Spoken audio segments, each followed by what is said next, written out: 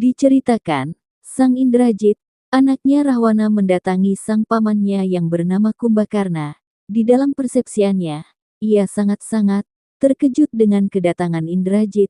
Ia pun disuruh untuk menghadap Rahwana untuk membela akan negaranya yaitu negeri Alengkadirja. Namun, awalnya ia tidak mau, hingga akhirnya Sang Kumbakarna pun mau untuk menghadap ke istana, karena ini merupakan perintah sang keponakan yang apabila ia gagal membawa sang paman maka ia dimarahi oleh sang ayahandanya. Paman!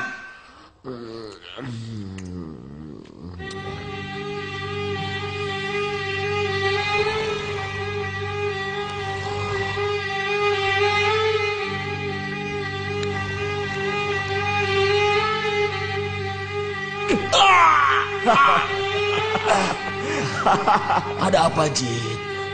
Kamu itu kalau membangunkan orang, nyamuk yang sopan sedikit. Jangan bikin kaget begitu. Paman itu tidurnya kebluk. Saya teriak-teriak di telinga paman sampai suara saya mau habis. Paman tidak bangun juga. Mungkin paman sedang mimpi makan enak tadi. Ada apa? Paman dipanggil Romo Maharaja. Ada apa lagi? Nanti aku tidur di istana dimarahi. Orang itu kalau terlalu sering dimarahi jadi suka bingung, Jit. Paman kok senang sekali tidur? Tidur itu adalah pekerjaan mulia, Jit. Tidur bisa menyebabkan orang jauh dari hawa nafsu. Tidur juga membuat orang tidak memiliki rasa iri dan dengki. Kalau semua penduduk Mayapada ini senang tidur, maka muka bumi ini akan selalu aman dan damai. Kalau semua orang tidur, dunia tidak akan berputar, Paman. Ayo, Paman. Romo sangat menunggu kedatangan Paman. Ayo, Paman. Ya. Kematian adik kandungmu sendiri pun kamu tidak peduli. Pamanmu Pati Prahasta dan 2 orang anakku telah merelakan nyawanya untuk membelaku. Tapi kau masih enak-enakan tidur. Bahwa kamu ingin menghindar dari perbuatan dosa, itu hakmu. Tapi ketika negerimu membutuhkan bantuan tenaga dan pikiranmu, kamu juga punya kewajiban untuk melakukannya, Kumbakarna. Jangan cuma bisa makan dan makan tanpa mau membalas kebaikan orang yang telah memberimu makan. Ayam pun mengerti berterima kasih dengan memberikan telur kepada majikannya. Jadi, kakak... Sin berpindah ke tempat Kedaton, Alengkadirja. Sang kakak Kumbakarna tidak lain dan tidak bukan adalah Sang Rahwana, memarahi akan adiknya, yang kerjaannya hanyalah tidur semata, dan menikmati hasil ternak, pertanian itu dari dia yang berusaha untuk terus-terusan hidup. Sang Kumbakarna pun terkejut dengan tersinggung mendengar apa yang telah diterangkan oleh Sang Rahwana, dan memuntahkan ia akan isi dari yang pernah ia makan, karena ketersinggungannya dengan perkataan Sang Rahwana. Akhirnya dengan bujuk rayu Rahwana, Rahwana berhasil mengubah pandangannya, dengan bertarung untuk negara, yang ia injak.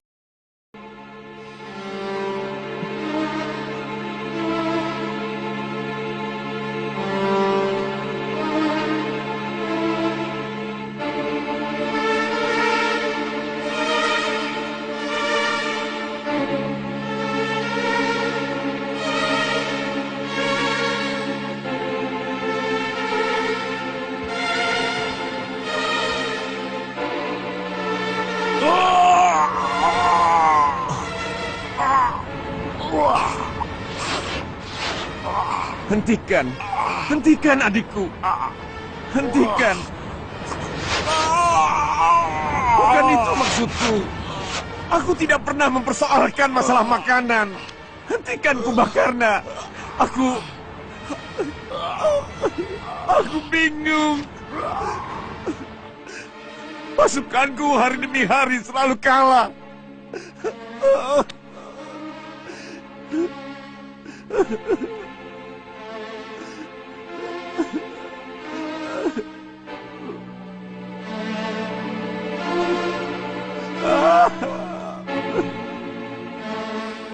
Saya tidak bisa melihat kekeliruan demi kekeliruan yang kakak lakukan. Waktu adikku di sana, yang begitu bijak cara berpikirnya pun Kakang singkirkan. Maka saya segera mengambil keputusan untuk meninggalkan Kedaton. Saya lebih suka memilih sebuah goa menjadi tempat tinggal saya. Sekarang, terserah kepadamu Kumbakarna. Saya sudah mengira bahwa kamu pasti tidak akan mau membela kakakmu. Biarkan aku yang menanggung sendiri kehancuran negeri ini. Saya tidak seburuk yang Kakang bayangkan. Mungkin saya tidak setuju dengan perilaku Kakang. Tapi saya tidak pernah membencimu. Makanan dan pakaian yang pernah Kakang berikan kepada saya, mungkin bisa saya kembalikan. Tapi kasih sayang Kakang kepada saya selama ini tidak akan pernah bisa ku kembalikan. Karena kasih sayang selalu melekat ke dalam sanubari saya. Saya tidak akan membiarkan negeri saya hancur oleh musuh. Sekarang pun saya sudah siap untuk maju ke medan tempur. Saya tidak takut kepada Sri Rama atau siapapun juga. Yang saya takut hanya kebenaran. Karena kebenaran pasti akan menang.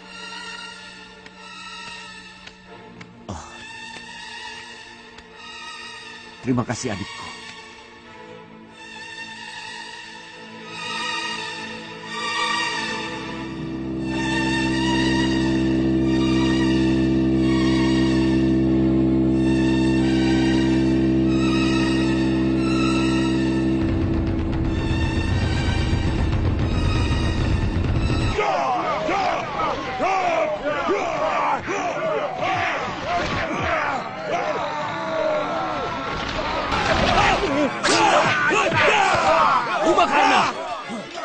Kamu tidak berbeda dengan Denapa yang lain. Apakah itu perilaku orang yang gemar bertapa? Apa ada cara lain dalam sebuah peperangan kecuali dengan kekejaman Sugriwa? Kemudian besoknya lagi genderang perang dibunyikan, dan Sang Kumbakarna datang ke medan perang, dan beradu bacot dengan Sugriwa.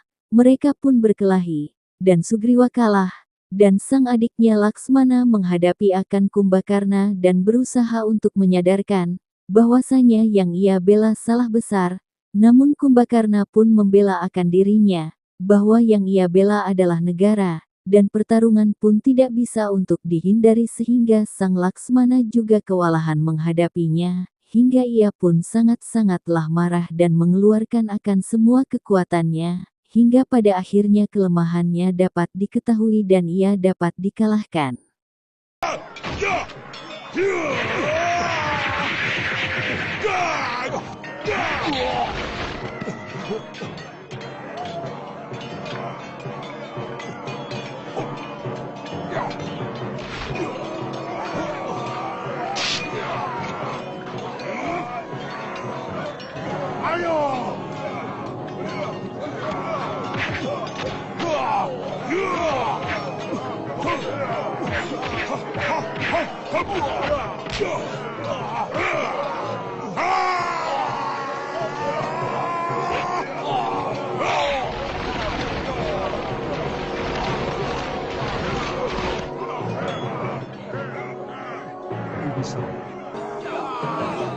Sebagai panglima tertinggi, aku tidak bisa membiarkan anak buahku menjadi korban keganasan Kumbakarna.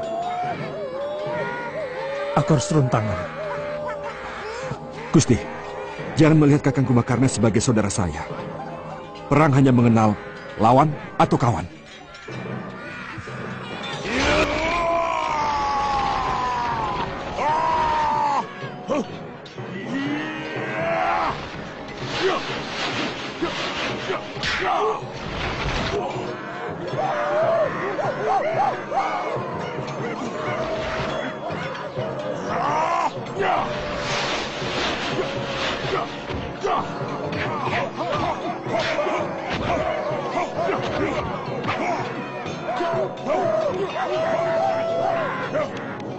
Kanda, izinkan saya untuk menghadapi Kumbakarna.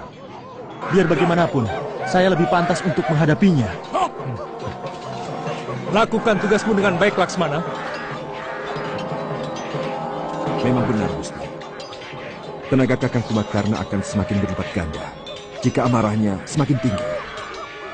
Saya tidak mau perang yang dia lakukan hanya karena nafsu membunuh, karena dia tidak pernah marah.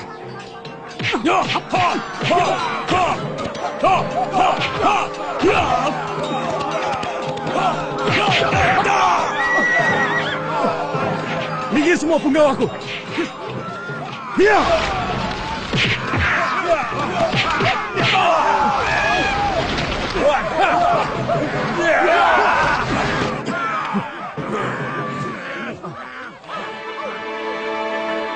Kamu sudah terlalu banyak membunuh pasukanku, Kumbakarna. Tak pantas itu dilakukan oleh orang bijak seperti Tuan. Bukankah perang adalah pembolehan segala kejahatan yang terlarang dalam damai ksatria?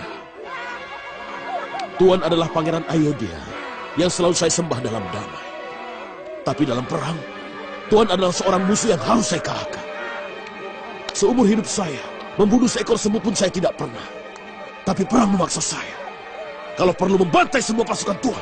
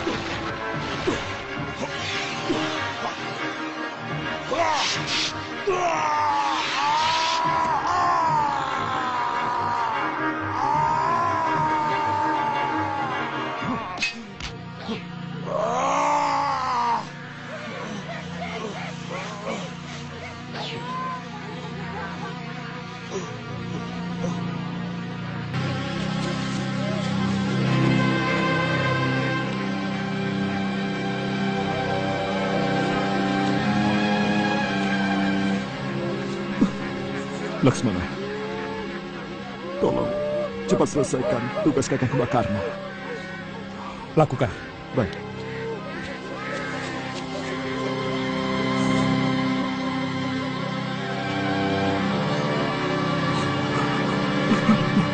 Dan karena jasanya kepada negara, Sang Prabu Ramawijaya memberikan penghormatan kepada Sang Kumbakarna. Kumbakarna pun sangat-sangatlah berjasa karena membela Alengka Dirja meskipun ia salah besar dalam hal tersebut. Adiknya Wibisana menangis dengan keadaan tersebut, kakaknya terkapar di medan perang. Bukankah selain kemenangan, ksatria juga mengharapkan kematian yang terhormat di dalam medan pertempuran? Tuskan pedangmu, ksatria. Dia akan mengantarku menuju Sang Pencipta yang selalu kurindukan di dalam semediku.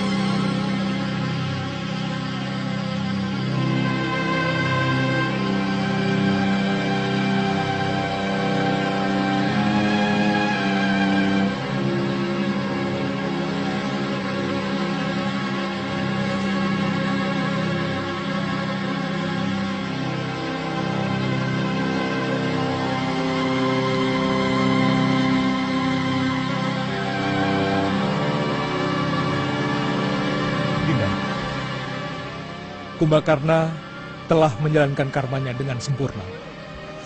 Ya. Saya sedih. Kakang Kumbakarna telah tewas karena dia membela angkara murka kakaknya sendiri, Gusti Prabu. Iya, tapi dia tetap seorang pahlawan sejati dari negerinya. Itu kenapa kami menyelenggarakan upacara ini. Terima kasih, Gusti. Ayo. Ayo. Ayo. Ayo.